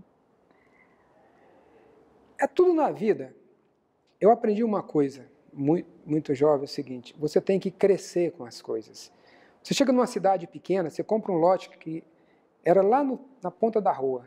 Os anos se passam e aquele lote está centralizado, passa a valorizar. Tudo na vida você tem que acreditar no crescimento. Fora essa bravata do Antônio Carlos Magalhães lá atrás, que eu não sei, sinceramente, eu não entendo por que ele fez isso lá atrás, é lógico que nós acreditávamos que o tribunal ia crescer. Como vai crescer? Nós estamos passando por esse período de penúria. Aliás, quem vê essa entrevista daqui a 10, 20, 30, 40 anos vai entender o que eu estou falando hoje. Nós estamos passando por um período de penúria, mas o tribunal, a Justiça do Trabalho é uma coisa que não acaba, não tem condições de acabar. É uma questão já cultural. Não acaba, não tem jeito de acabar. Acabar com o Justiça do Trabalho é colocar em caos todas as relações do capital e do trabalho. Não tem condições. Nós vamos crescer. Nós vamos crescer quando passar essa situação econômica que o país atravessa hoje. O Justiça do Trabalho vai crescer, vai voltar a ter dotação orçamentária, vai criar mais varas para que o empregado que esteja em Mozarlândia não tenha que se deslocar para Goiás para fazer audiência, que o empregado que esteja em São Miguel do Araguaia, Nova Crixás, não tenha que se deslocar para Porongatu, que a justiça esteja presente no local da prestação de serviço. Isso aí, quem vê essa entrevista daqui a uns anos vai ver que eu tenho razão. Vai chegar um tempo em que cada grande cidade vai ter o judiciário trabalhista ali presente. E cada cidade de médio porte também o terá. Tendo a justiça comum, porque você vê que nem a justiça comum atende hoje a todo o estado de Goiás. Nós temos comarcas aí que está 6 meses, 1 ano sem juiz. Os advogados estão passando fome porque não tem ação. Tem ação, mas não tem o juiz para julgar. A Justiça do Trabalho não. Qualquer lugar de Goiás hoje tem. E no futuro terá muito mais. Vai ter novas varas, vai crescer. Quem vê essa entrevista daqui a 10, 15, 20, 30 anos, se nós não tivermos mais aqui presente, vai entender isso que eu estou falando. Vai crescer o número de desembargadores, vai crescer o número de vara. A tendência é só evoluir. O crescimento das coisas é natural, como é o crescimento das pessoas. A evolução das coisas é natural. Só, repito, a Justiça do Trabalho, assim como o resto do país, está atravessando uma situação econômica de crise, de contenção de despesa, mas isso é transitório. O país é muito grande, nós não somos contemplados, se é que poderia falar, com nenhum fenômeno da natureza, nós não temos tsunami, nós não temos vulcão, nós não temos nada. Então, nós somos um país muito grande e muito rico. A Justiça do Trabalho vai crescer cada dia mais. Meus netos, talvez se algum deles for advogado, e ver essa entrevista e falar assim, meu avô tinha razão, a coisa cresceu, ficou grande. E os meus netos, se tiver a oportunidade de ser entrevistado, como eu estou sendo, vão falar a mesma coisa, que os netos dele vão ver uma coisa maior. Isso é natural, o crescimento ele é natural. Doutor Antônio, na sua opinião, a Justiça do Trabalho mudou de perfil nos últimos anos? Eu acho que não. Modernizou. Deu mais celeridade nos processos. Mas não mudou o perfil. Continua resolvendo os conflitos do capital do trabalho. Agora, administrativamente, tecnologicamente falando, modernizou muito. Mas hoje os conflitos são resolvidos igual era resolvido lá na Praça Cívica, lá entendeu? Hoje nós temos o PJE, nós temos a modernização das coisas, certo? Nós passamos uma fase, igual nós estamos passando hoje, por exemplo, quando nós estávamos na 88, nós fazíamos uma audiência inaugural hoje, a segunda audiência era com 2, 3 anos. Mas essa fase foi suplantada. Quando o tribunal veio para cá, quando a justiça veio para cá, nós tínhamos resolução dos processos com 6 meses entre o ajuizamento da ação e o julgamento no tribunal. Hoje, por várias circunstâncias, inclusive por essa questão de economia, está tendo essa dilatação do prazo. Mas isso também é passageiro. Isso também é passageiro. Daqui a uns dias, a uns anos, vamos voltar a ser o tribunal que nós éramos, célere, porque nós temos juízes céleres que gostam do que faz. Aliás, ser juiz é vocação, né? Então, vai voltar. Isso é transitório, é em decorrência da situação econômica que está o país, e todos os segmentos sociais também estão atravessando essa fase. Mas isso é transitório, com certeza. Doutor Antônio, a justiça do trabalho é sempre vista como uma justiça justa. Por outro lado, é comum ouvir as pessoas falarem que ela é uma justiça paternalista, pró-empregado, que sempre dá maior ganho de causa aos trabalhadores. Por que há essa sensação na sociedade e por que a justiça do trabalho se difere tanto da justiça comum? Essa pergunta até te respondi anteriormente, mas vou repetir. Primeiro, a celeridade. Segundo, a transparência. Terceiro, talvez eu vou até ofender novamente, a honestidade. Agora, a questão de que a justiça do trabalho é paternalista, isso é dito, como eu já te falei outrora, pelas pessoas que não entendem da legislação. Como eu te falei, assim como na justiça penal existe o indúbio pro réu, na justiça do trabalho existe o indúbio pro mísero. E essas duas justiças se equiparam tanto que ao empregado não é dado o direito de renunciar àquilo que ele tem direito. Eu não posso chegar para você ou para um empregador qualquer e falar assim, eu trabalho para você de graça. Porque a contraprestação do trabalho é o salário. Então, ela pode ser paternalista nesse aspecto da proteção do trabalho. Mas lá no judiciário criminal, também é isso. O direito seu é indisponível, ele é paternalista. Por exemplo, o João da Silva pode estar desgostoso com a vida, com a situação econômica, e chegar para o Manuel da Silva e falar, olha, estou triste, estou atravessando uns problemas aí, eu vou fazer uma escritura pública de declaração autorizando você a me matar. E você vai ser isento de pena do artigo 121 do Código Penal. Eu estou te dando o poder de você tirar a minha vida. Pode fazer o documento que quiser, porque se o Manuel praticar este ato, ele praticou um ato antijurídico que o Estado, ele feriu o Estado, ele não feriu o João. Então o Estado é paternalista nesse aspecto. A Justiça do Trabalho, da mesma forma, se você for trabalhar de graça, o Estado diz não, você não pode trabalhar de graça. Você tem que receber a contraprestação do seu trabalho, que é o salário. Então, é nesse aspecto que ela é paternalista, porque tem o direito indisponível. Agora, se for falar pejorativamente do paternalismo com relação à proteção do empregado, não. Os juízes, eles... É lógico que o ser humano, entendeu? Ele pode ter viés de A, ou B, ou C, ou D. Mas o juiz, a partir do momento que ele recebeu do Estado o poder jurisdicional, ele tem que agir com equidade. Ele deve agir com equidade. E outra coisa, nesta relação toda, o único que não pode se equivocar é o advogado. Porque se o juiz singular se equivocar, o tribunal conserta. Se o tribunal de segundo grau equivocar, o TST pode consertar. Agora, se o advogado errar lá embaixo no pedir, no defender, ninguém conserta. Então, é por isso que a lei dá esse poder revisional da decisão do juiz. E são inúmeras as sentenças que são revistas são modificadas. Então, eu particularmente não acredito nesse paternalismo de proteção, de ajudar, de dar mais do que aquilo que a pessoa merece. Nesse sentido, eu não acredito nesse paternalismo. Eu acredito no paternalismo como te dei o exemplo antes, no sentido de proteger o trabalho. Por isso existe o Ministério Público do Trabalho, existe esta proteção do trabalho. Paternalismo significa, no meu modo de ver, isto. E não a questão de pede qualquer coisa que o juiz vai te dar qualquer coisa. Se o juiz te der qualquer coisa, o tribunal não vai dar qualquer coisa. Se o seu direito não for bom, você não ganha. Não tem jeito de você ganhar se o direito não for bom. Então, esta é a minha visão. Na sua opinião, quais os desafios que o nosso tribunal ainda tem para cumprir? Quais os obstáculos que esta corte ainda tem pela frente?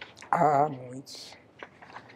Inclusive, em decorrência do crescimento, como eu falei agora há pouco, existem os obstáculos no campo material, com a redução de receita, né? E houve um inchaço, um crescimento, e as receitas foram reduzidas. Até na nossa casa, nossa empresa, nós temos que ver que quando os gastos são superiores à receita, há um déficit. Então, esse momento que o tribunal, que a Justiça do Trabalho está vivendo, é um momento difícil de administrar. Então, é um desafio muito grande. A questão do jurisdicionado, eu acho que não existe mais desafio, porque o crescimento, como eu te falei, vai ser natural. Vai atravessar essa fase nebulosa, mas vai ter um crescimento natural. Agora, os desafios presentes hoje não são pequenos. Não são pequenos. Como eu falei, o atual presidente e o outro que vier a sucedê-lo, o Dr. Breno, ele vai ter grandes desafios nas questões administrativas, em todos os sentidos, certo? Porque ele vai ter que gerir um orçamento pequeno com grandes despesas. E aí, para quem não é administrador, quem não tem curso de administração de empresa ou de economia, tem um curso de direito, isso para ele vai ser difícil. Mas eu tenho certeza que vai se acercar de uma assessoria boa e atravessar essa fase nebulosa que a Justiça do Trabalho está atravessando. Tudo é passageiro, tudo é passageiro. Doutor Antônio, o nosso tribunal está sempre em expansão. A cada gestão ele cresce mais. Acredita-se que a continuidade administrativa de nossos antecessores e a preparação de nossos magistrados e servidores são os destaques do nosso tribunal.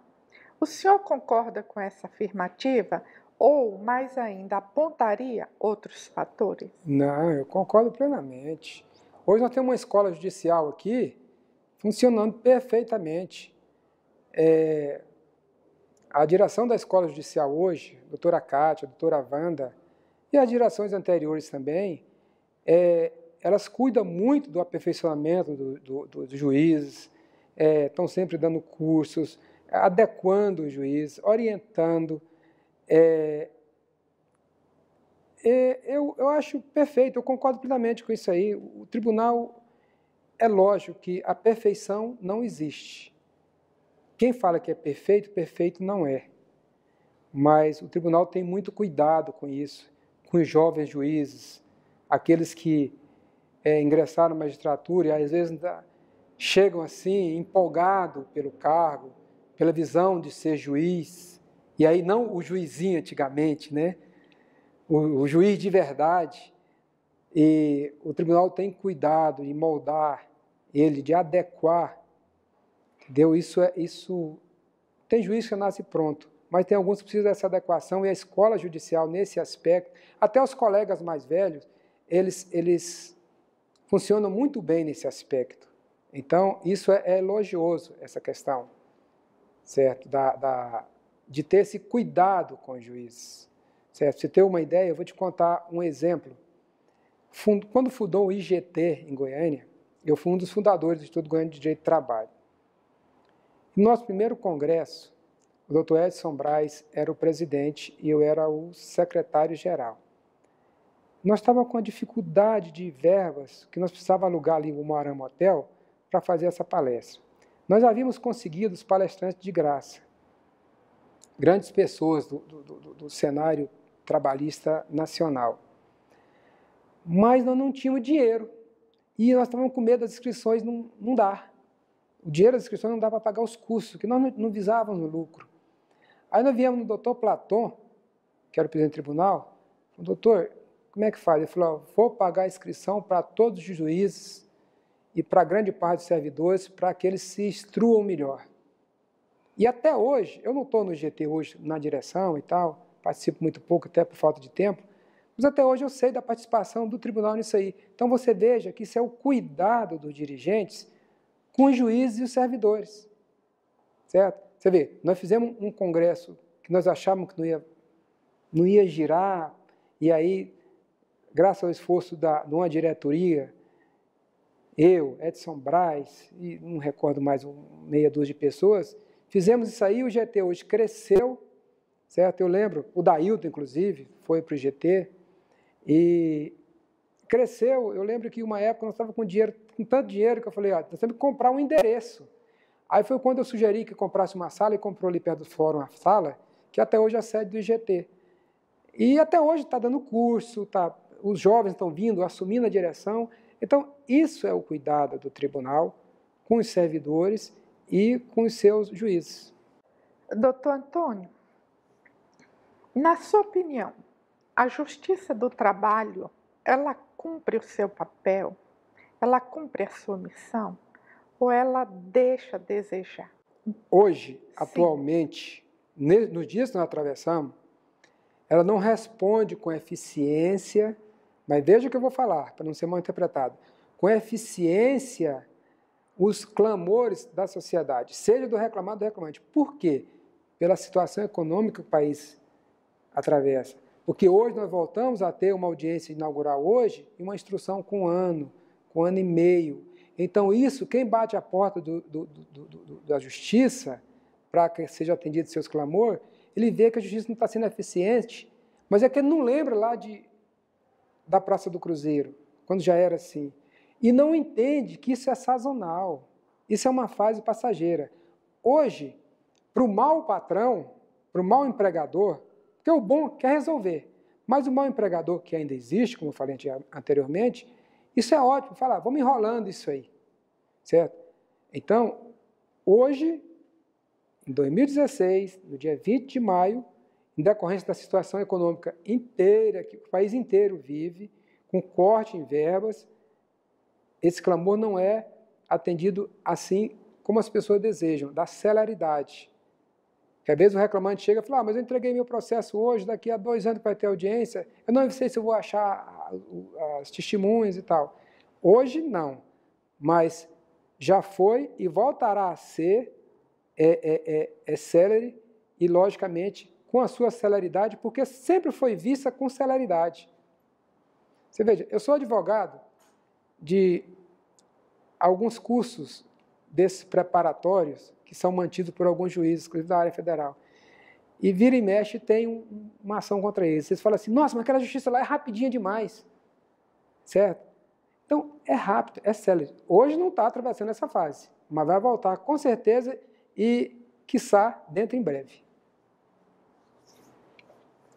Doutor Antônio, no dia 3 de outubro de 2015, um incêndio de grandes proporções atingiu a construção do Complexo Trabalhista de Goiás. Além das perdas materiais, que outras consequências o senhor, como advogado, vê que esse incêndio pode trazer para a justiça trabalhista? Grandes. Volto a lembrar do doutor Aldon, coitado. Tudo acontece na gestão dele. Eu estava viajando e soube pela internet deste evento. E logo que eu cheguei de viagem, eu vim aqui para ver, presenciar o que aconteceu. Eu acho que foi uma coisa lamentável. E vou falar o que pouca gente tem coragem de falar.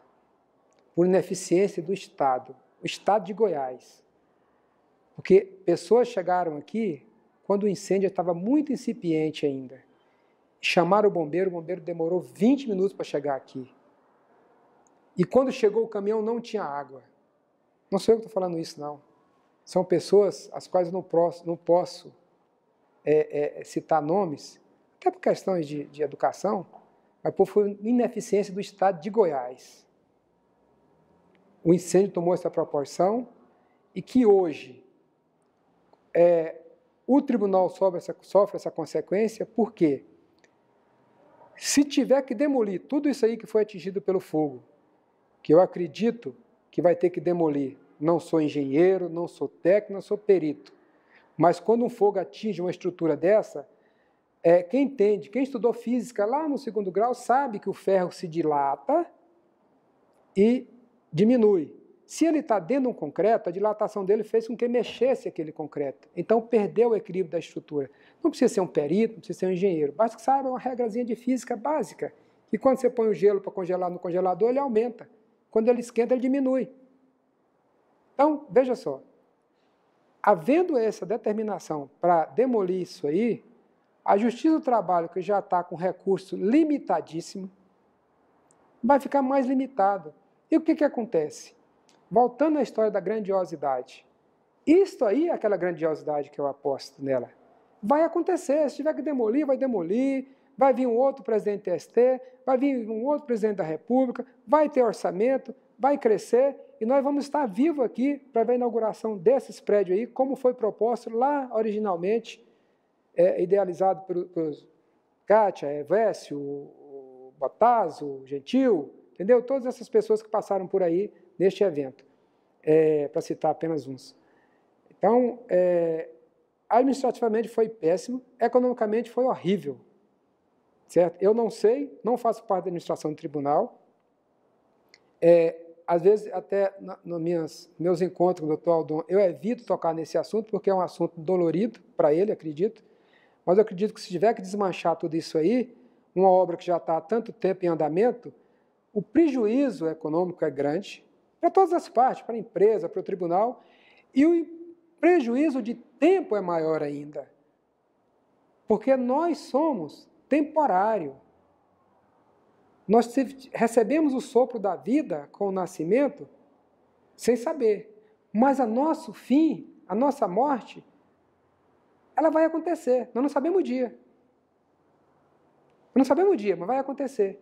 Então, nós temos que, nesse intervalo entre o sopro da vida e o nosso fim, nós temos que usufruir esse intervalo da melhor maneira possível. Da melhor maneira possível. Então, o tempo time is money, né? Tempo é dinheiro. Verdadeiramente é dinheiro. Então, eu acho que, economicamente e administrativamente, foi péssimo para o tribunal. E para o jurisdicionado também. Doutor Antônio, que mensagem o senhor deixaria registrada para um advogado, em especial que deseja atuar na área trabalhista? Ah, sim. Eu sempre falo para as pessoas, tem muitas pessoas que foram meu cliente hoje são advogados, tem muitas outras pessoas que estão indecisas com relação à profissão a seguir, e eu falo, olha, seja advogado. Eu nunca tive medo da concorrência, sempre incentivei as pessoas a serem advogados. E sempre dou um exemplo para eles. Na República, nós temos 3 poderes, o Executivo, o Legislativo e o Judiciário. Um dos 3 poderes da República é privativo de advogado. Só advogado pode ser juiz, pode ser delegado de polícia, pode ser procurador. Então, 33% da reserva de mercado já é para o bacharel em direito, para o advogado. E isso não exclui ele de também exercer cargo no Executivo e no Legislativo. Não exclui ele de ser um presidente da República ou um prefeito municipal. Então, já começa por aí. E falo mais, olha, seja advogado, porque o exemplo vivo do sucesso na advocacia sou eu. Eu dei certo porque eu sempre fui vocacionado para ser advogado. E a advocacia, além dessa questão, desses 33% da reserva de mercado, se você agir como manda o seu código de ética, com transparência e principalmente com honestidade, eu costumo falar para os meus advogados jovens, seja honesto consigo, com seu cliente e com seu adversário. Nunca subestime seu adversário. Se ele chegou lá com terninho puído, se ele chegou lá com sapatinho furado, não subestime ninguém. Procure defender aquilo que você entende que é o direito. Então, infelizmente, a filha mais velha resolveu ser médica e não foi advogada. Mas eu acho que eu vou salvar lá em casa uns 2 para dar continuidade nesse trabalho do escritório, porque eu me sinto muito bem sendo advogado. Tudo que eu tenho, eu tirei da advocacia e nada mais.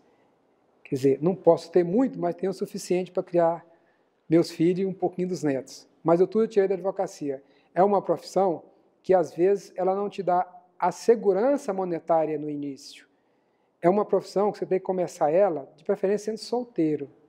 Porque quando você forma, já sendo casado, você tem um compromisso econômico de manter uma família. E a advocacia, no início, ela não te dá essa condição. É por isso que as pessoas fazem opção por um concurso, que dá mais estabilidade.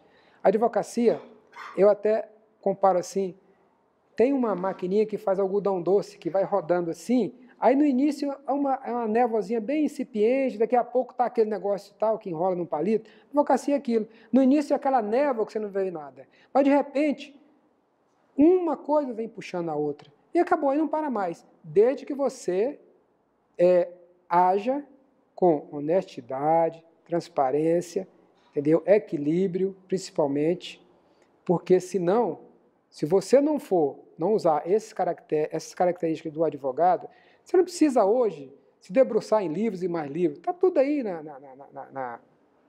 nos meios de comunicação, nos Dr. Google da vida, né? Já passou a fase nossa lá, que a jurisprudência vinha nos pacotinhos assim, a gente tinha que arquivar e olhar dia a dia. Já passou, essas fases já passaram todas, da máquina Olivetti, hoje a coisa está mais moderna. Mas a honestidade, a transparência, essa não vai passar nunca. Então eu falo, seja honesto com você primeiro, com seu cliente e com seu ex-adverso, porque assim você adquire respeito. Você olha nos olhos de qualquer um e fala, opa, não é assim, certo? Porque se você se quer dar, e as tentações são muitas. Por quê?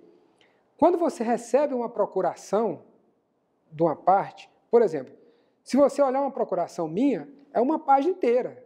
Ali o sujeito dá poderes até para mim, nem sei o quê. Então, aquilo ali você tem que agir com a responsabilidade dobrada. Você não pode cair na tentação de falar, eu tenho poderes para A, para B, para C. Não. Foca naquilo que você foi indicado e haja com transparência. E outra coisa, acabou o processo, chama o cliente e fala, olha, está aqui, os documentos são esse aqui, está aqui a sua prestação de conta, está aqui uma cópia para você, uma cópia para mim. Eu tenho, isso é por critério pessoal, eu tenho desde 1978 todos os processos que eu atuei, quando eu era físico ainda, todos. Eu tenho vários arquivos na fazenda, aqueles arquivos PADIM, que nem usa mais hoje é moderno assim, com todos esses processos, do início da petição inicial feita à máquina, até o final com o recibo de quitação. Então, o que eu procuro passar para os advogados hoje é isso. Não procure ganho fácil, não procure ganhar rápido. Lembre do algodão doce. Vai. Hoje você não ganha nada, amanhã você ganha um pouquinho, depois você ganha mais, de repente vem, você ganha um absurdo, no outro mês você não ganha nada, mas tenha persistência. Tenha persistência que a coisa dá certa.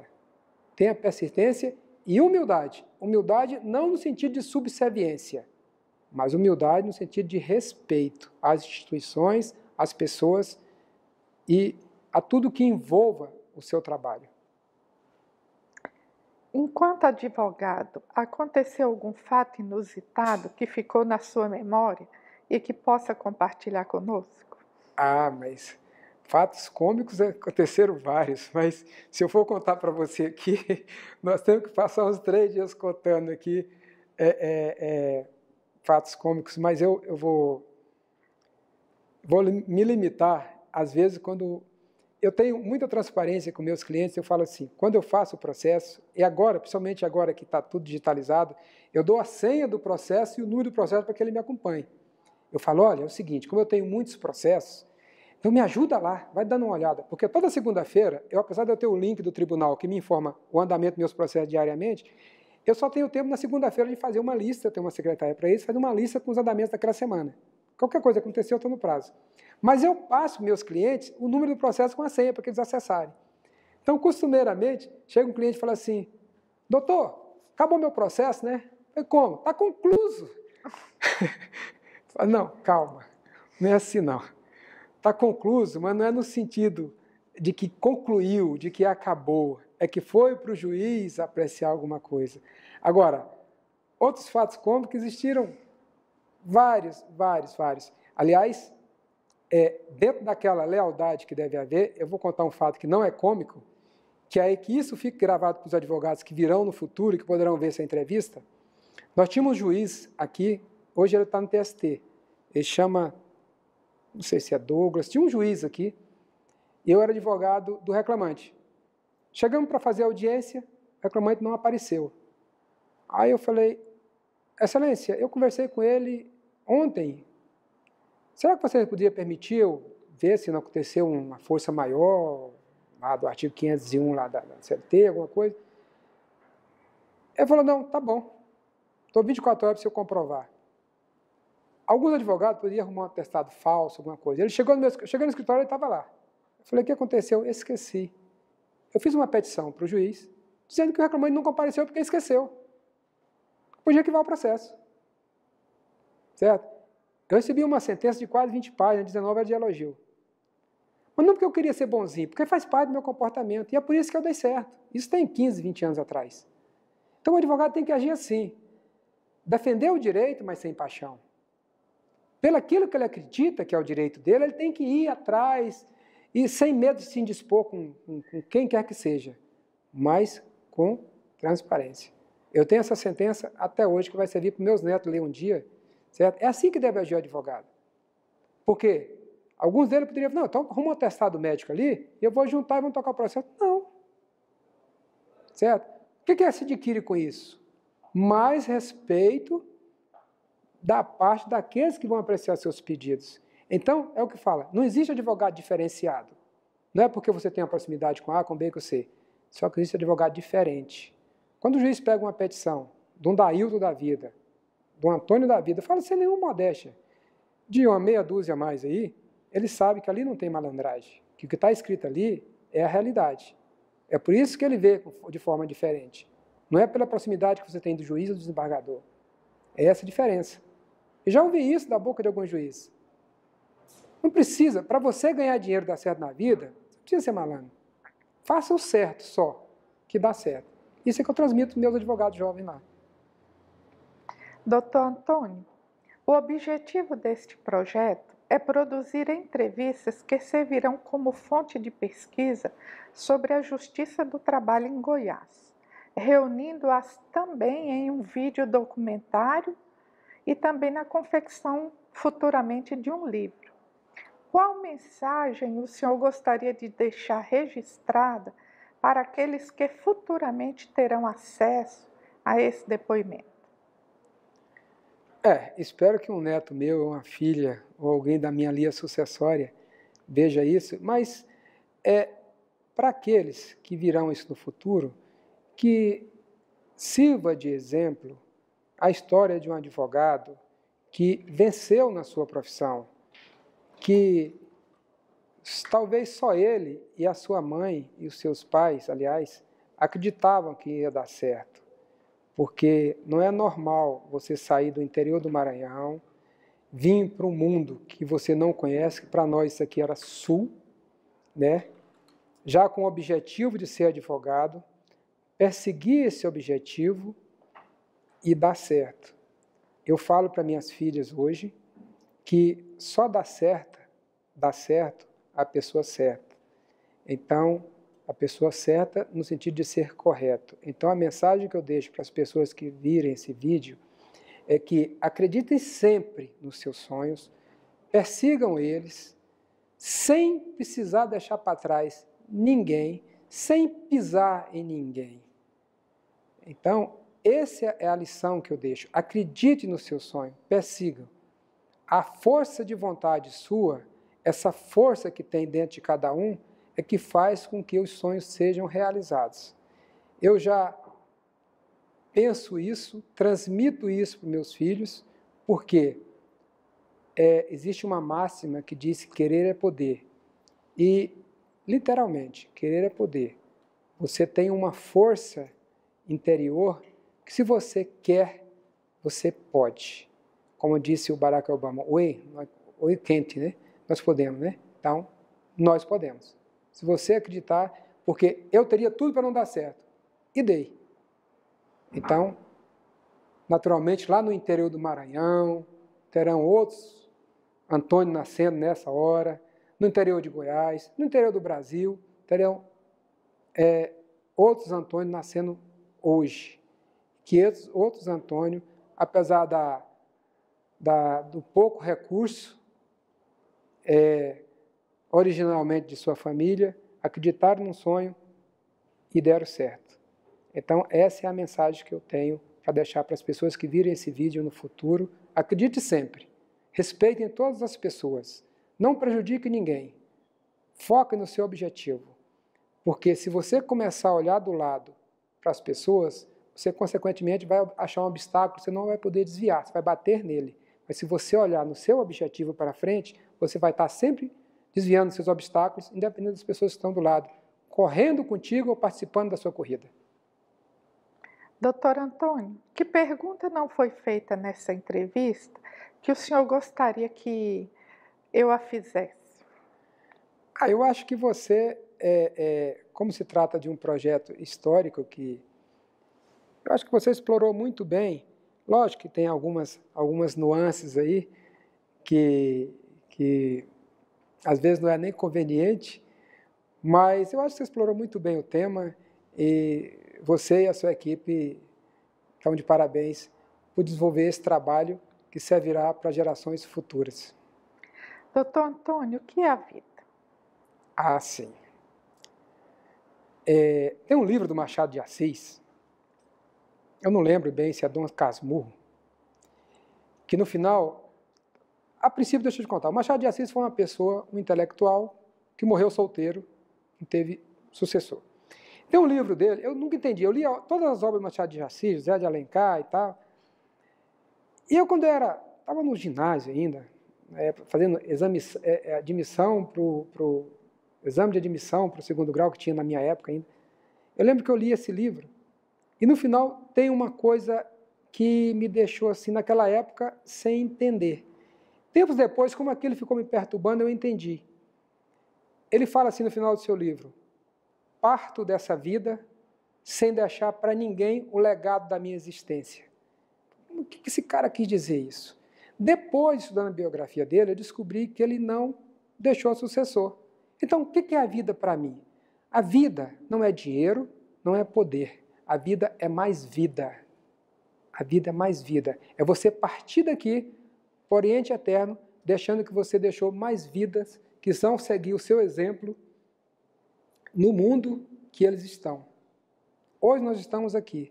Daqui a mais alguns anos, nenhum de nós estaremos aqui. Mas nós deixamos o sentido da vida.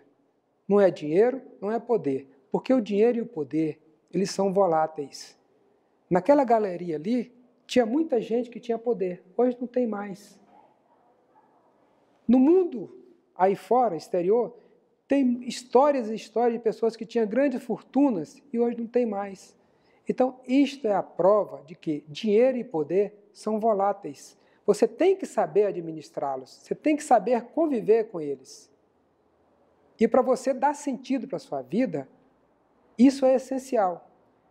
Então, o sentido da vida, para mim, é mais vida. Doutor Antônio, a Escola Judicial, em nome do TRT de Goiás, lhe agradece imensamente pelos seus registros, que ficarão para sempre na memória desse tribunal. Eu que agradeço a oportunidade, eu fiquei muito feliz pelo convite e também por ter participado de toda essa evolução do tribunal. Se você olhar naquela galeria ali atrás, todos eles, quando chegaram aqui, eu já estavam, todos eles, sem exceção nenhuma, Turadora, Platão, Maldonado, Guedes, entendeu? Então, eu fico muito feliz em ter participado até hoje da história desse tribunal. E para mim foi muito honroso esse convite de estar aqui com vocês e deixando para a posterioridade esses registros. Muito obrigado.